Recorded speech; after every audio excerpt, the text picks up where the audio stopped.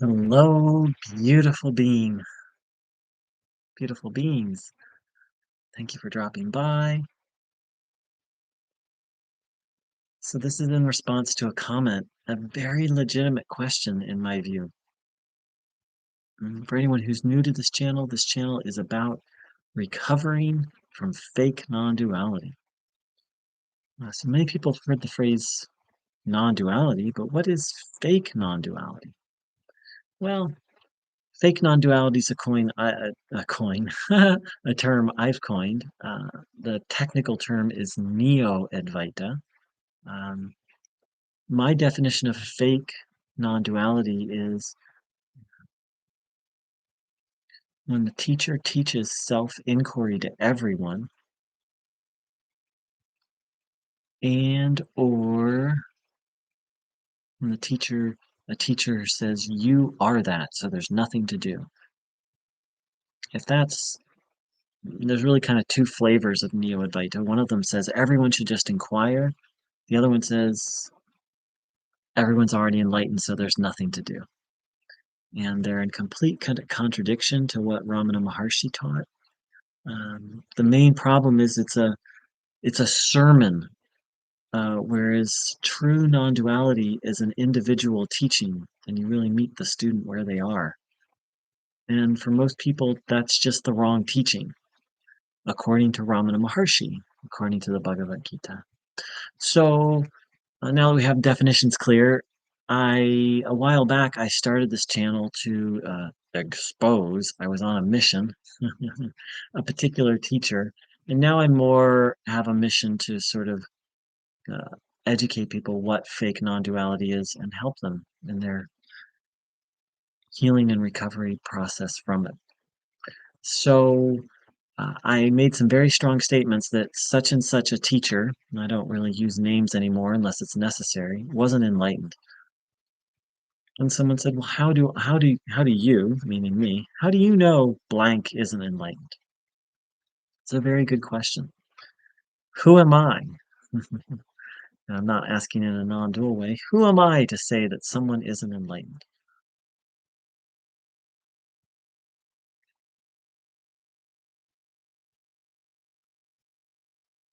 So first and foremost, I know someone who was on a retreat with this teacher, someone who I know personally, not some stranger. I've known this person for 15 years. They were on a retreat with this teacher, and they went along with a friend of theirs. And we'll call my friend Jane and my friend's friend Janet. So Jane, who I know personally, uh, so Janet, Jane's friend, while on this retreat, this particular teacher seduced her and slept with her. And she felt awful afterwards. It was not a pleasant experience, and she felt completely taken advantage of. So I know this. Obviously, I wasn't there, but I know Jane quite well. I've known her for almost 15 years. High integrity being. Um, so that's one way. Another way is their behavior. So one of the other Neo-Advaita lies, the fake non-duality lies, is that your behavior doesn't matter, when actually it really does. And behavior is really indicative of your state of consciousness and ultimately realization. Ramana Maharshi said all immoral behavior comes from lack of knowledge in the self. I'm paraphrasing, it's the essence of what he said. So this teacher's behavior, now I haven't verified all the claims against them, but so one of them I have, which I just shared. Um, Another one, someone wrote to me. I had a correspondence, but again, it was just but some of their behavior is just completely off. And more importantly, how this person responded. So when this teacher was accused of doing wrong, instead of facing the accusations, this person attacked the people making the accusations. Didn't respond, they attacked. Uh, any lingering doubts I had at that point were completely cleared up. They talk in Neo-Advaita of clearing away any doubts. Well, my doubts were cleared in that.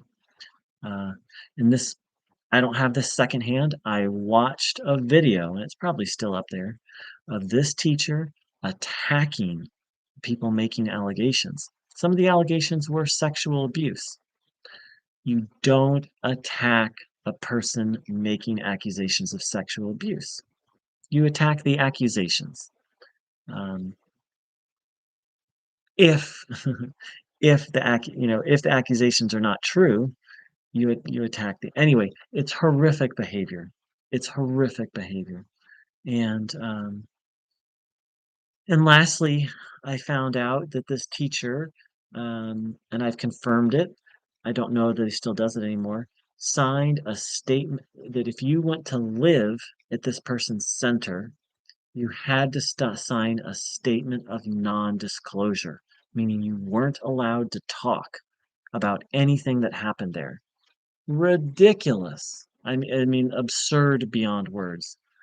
And lastly, this teacher hired an attorney to attempt to force another YouTuber who was uh, talking about these criticisms and making their own criticisms of this teacher. This teacher, this spiritual teacher, this alleged enlightened being threatened a person for criticizing them, threatened them with a legal lawsuit. Said, take down all your videos or we will sue for damages. Blankety blank absurd. Has nothing to do with enlightenment, any of it. So that's my evidence. The truth is I don't know. The truth is I don't know. What I do know, absolute fact, this teacher is teaching, and other Neo-Advaita teachers, in complete opposition to what Ramana Maharshi taught, in complete opposition to the Bhagavad Gita. And also, this teacher and all Neo-Advaita teachers have no lineage. That's just a fact. From a Hindu point of view, you can make up a lineage, but this is really important. I liken it to a doctor practicing without a medical license, without a medical board behind them. All this is very personal to me because it took me to the brink of suicide. I'm not the only one. People have actually committed suicide because of this. I have a friend who had a complete nervous breakdown and years later, still not well. My friend's brother had a psychotic break from this. Neo-Advaita is really dangerous. And that's lastly how I know this person isn't enlightened. Because if they were able to see clearly, they would see that what they're doing is harming. And um, they would see that their students aren't waking up. But they haven't, not just this person, but Neo-Advaita teachers have an investment in something other than um, their own awakening and leading others there. So if I ever said, I know this person isn't enlightened, good catch. That's not for me to say. I don't know. There's very little things. When you come down to it, there's very few things we can actually know, much less the state of another person. But we can tell right from wrong. And Neo-Advaita will do everything in its power to disconnect you from your common sense and your sense of right and wrong, because it's completely wrong. Well, it has a little bit of right in it. But just like any cult, it only can survive on disconnecting people from themselves. So I've done a lot of critiquing. So for anyone who's new to this channel, what I advise people first of all is to stop going to satsangs and stop listening to any teacher who doesn't have a traditional lineage, and to educate yourself about Hinduism. Neo-Advaita Vedanta, real non-duality, is just one sub-school of a school. And Neo-Advaita is then just a little teeny tiny a few drops of water from Advaita Vedanta. So sadly, part of recovery is not just distancing, but the need to educate yourself about what real Hindu philosophy is. And what a great place to start is the Bhagavad Gita. And and the last thing is one of the most profound lessons in all of this is people fall for Neo-Advaita because they make the assumption that, oh, this particular teacher is enlightened. We have to be discerning. In traditional, well, I can't say traditional. I've heard one traditional teacher speak on it, but you have to do your due diligence and do your research and see if what the teacher is teaching is actually in line with the tradition they claim to represent. It's okay if someone wants to go and start their own thing and do their own thing. It's not okay for them to say, like, like it'd be like a someone being like, yes, I'm sharing the teachings of Christ, but I don't really believe that Jesus ever existed. Like, yeah, sure, you could, there's some juice there. We have record of Jesus teaching good things, but it's really not, that's not authentic at all. And it has no foundation. It's just kind of a person making stuff up, using language, borrowing language and concepts. If you want to go do that, that's okay. Except if you do it seriously, it'll probably destroy your life. So it's really not okay. But I mean, you're free to do that. Um, there's a reason why gurus traditionally had to be renunciates, not have possessions, not have relationships. Um, well, there's many reasons, but to really be a guru, to really guide another being, requires such a level of purity.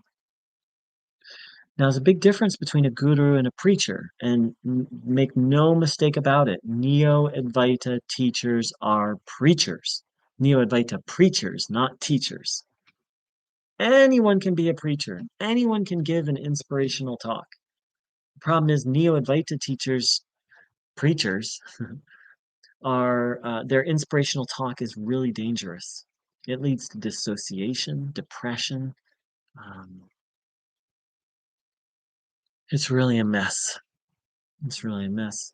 So I hope this video answered that question. Beautiful, beautiful question. And I hope it was helpful. And having talked a little bit, hi to my 2 live viewers, going to drop into a little silence.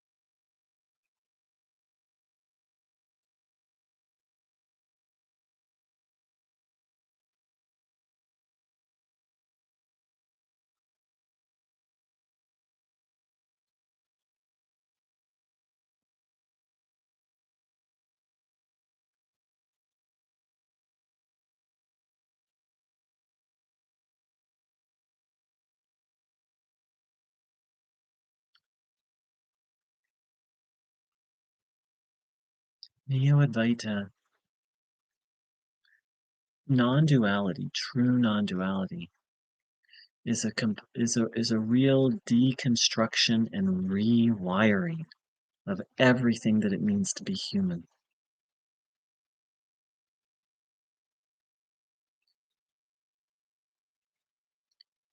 It's really it's a complete reversal of everything, and only a very pure being. And so it's like surgery on your soul, like transplant and removal and rewiring and on your very soul, on your very um, heart and soul. And so most of us didn't know that. We just thought, oh, something cool that's spiritual. Oh, the truth. And the truth is the truth, but Neo-Advaita teaches the process incorrectly.